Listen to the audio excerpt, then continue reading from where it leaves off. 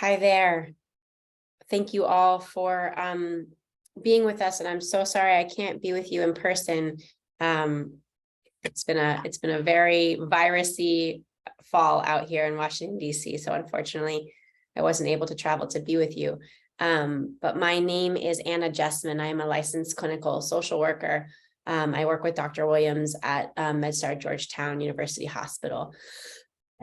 Excuse me. And within that context, I actually work for the Center for Wellbeing in School Environments, which is a school-based mental health program in which we provide wraparound services in mental health care in schools. And within that, I actually work predominantly with teachers. So I provide direct clinical therapy for teachers as a way of helping teachers dial up stress reduction and coping mechanisms, and hopefully increase teacher retention during this crisis that we know is occurring in schools with teacher mental health and teacher well-being.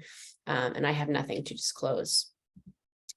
So I've been working with Dr. Williams and a number of our other colleagues in this project that I think he's been explaining to you today. And within the liberation-based healing group that we've formed, I've learned a lot about how I can bring those practices into my work. And I'm excited to share a little bit about that with you today and what that looks like. So it really starts with sort of the way that we view the case formulation. And of course, in a traditional case formulation, we're looking a lot at the client as the problem and the clinician as the solution. We looked at maladaptive behaviors in isolation, and we provide a clinical diagnosis. As social workers, we don't usually diagnose, but we often read a client's diagnosis to understand how to treat them or to approach them with clinical care. This is usually relying pretty heavily on a traditional Western framework. It can be very deficits-based and quite pathologizing. And so in a liberation-based formulation, we really actually lean a lot more into the principles of social work that many of us are familiar with, right? So the client is at the solution of the problem, and the clinician is just a partner in helping the client get to that solution. We focus on the systems and environments that have enabled the situation for the client.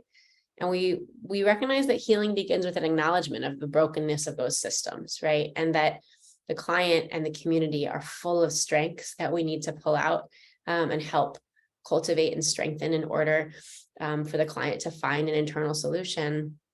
We have to focus on intersectionality of both the client and the clinician, and how all of the different elements of our identity play into the work together. And we truly resist stigmatizing and pathologizing folks. Instead, offer a perspective that starts with broken systems instead of broken people. And so what does that actually look like when you're one-on-one with a client?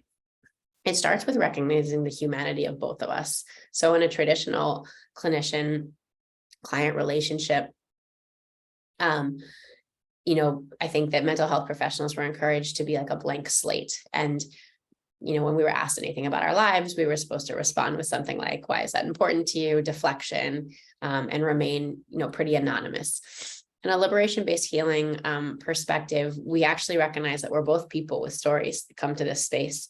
I'm a person with stories too.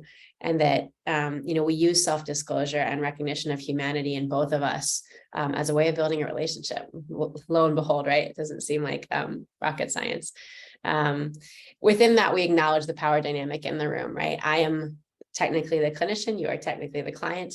And that is because of a number of systems that put me in this seat and you in that seat. And in any other world, we could be switched, and you could be in a space of healing and supporting me. And we reframe the impetus behind the referral and the intake session. So a lot of folks come to me because there's something wrong with them, or there's something going wrong in their life. And we try to reframe that as this is just a tool that you can use, just like going to the gym or eating healthy.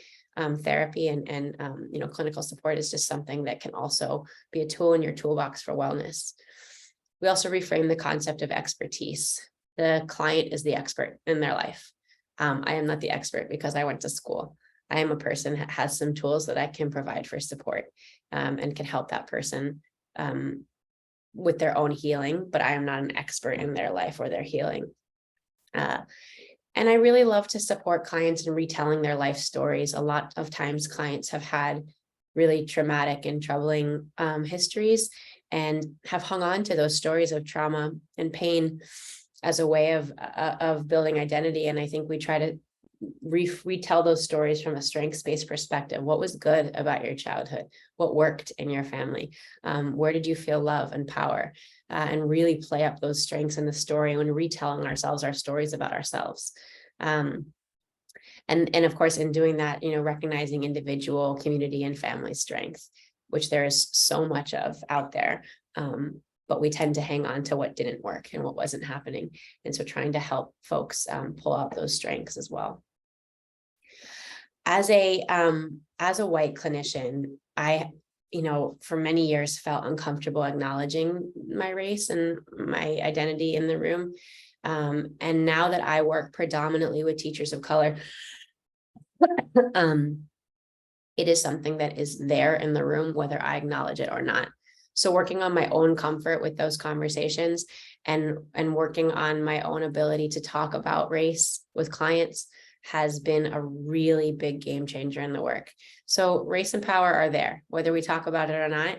There is a clinical power dynamic, there is a racial power dynamic, and naming it and saying, hey, I'm a white clinician, and that's how I identify. How do you identify? Let's talk about those differences.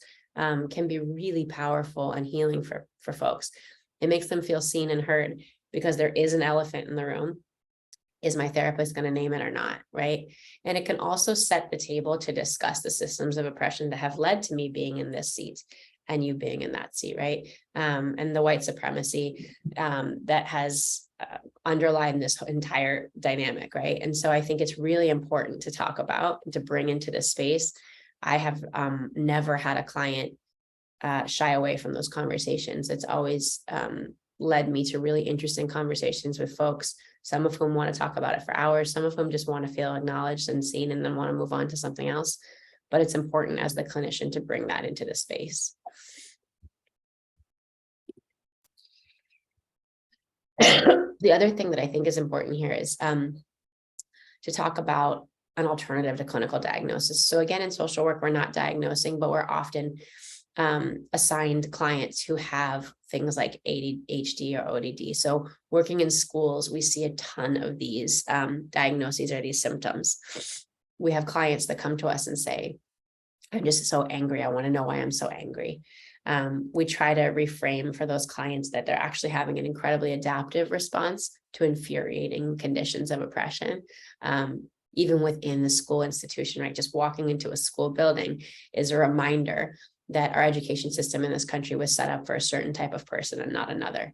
And that would make me really angry. And so anger is actually an adaptive response. It's not something that's wrong. It's not a maladaptive response.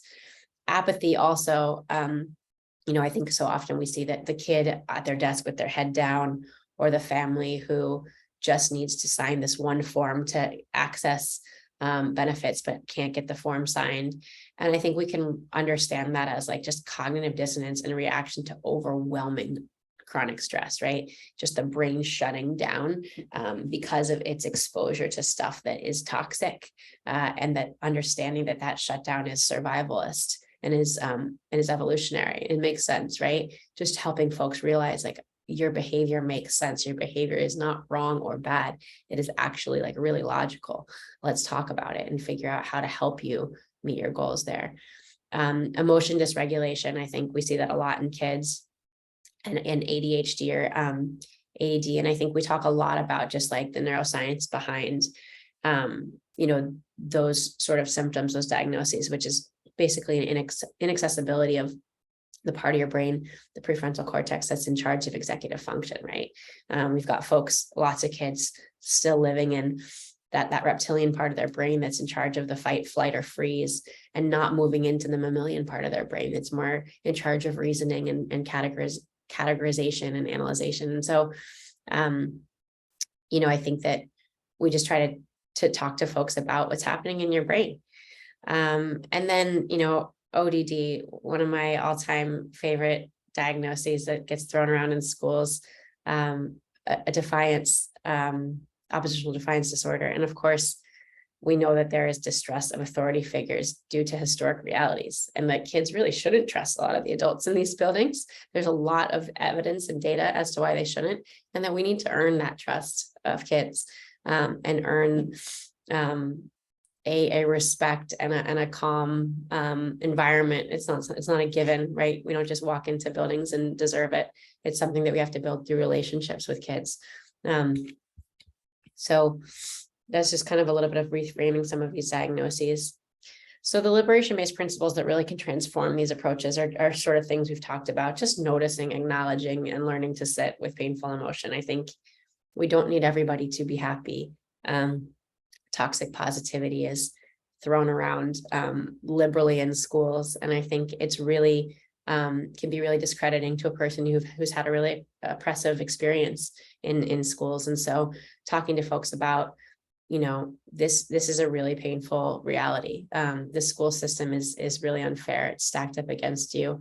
And that sucks, and that's okay, you know, and just learning to help folks sit with and cope in that pain.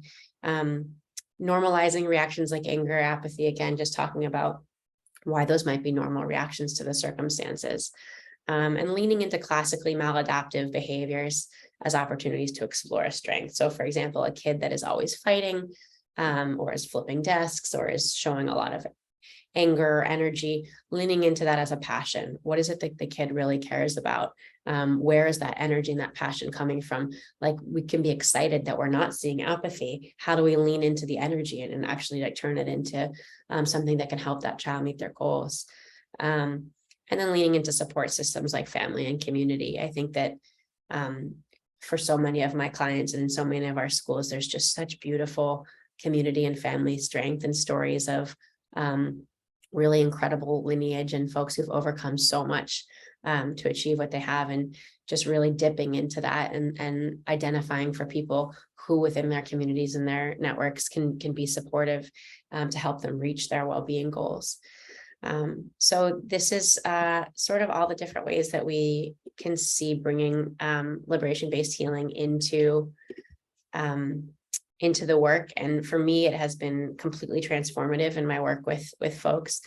I am certainly not great and perfect at it. It is a daily experience of rediscovery and study and research and commitment to getting better and better and better, and acknowledgement of where I fail and where my failures might hurt people, and just owning those and bringing them into the space, and just being honest and authentic in acknowledging the journey that we're all on trying to undo just generations of pain in this work.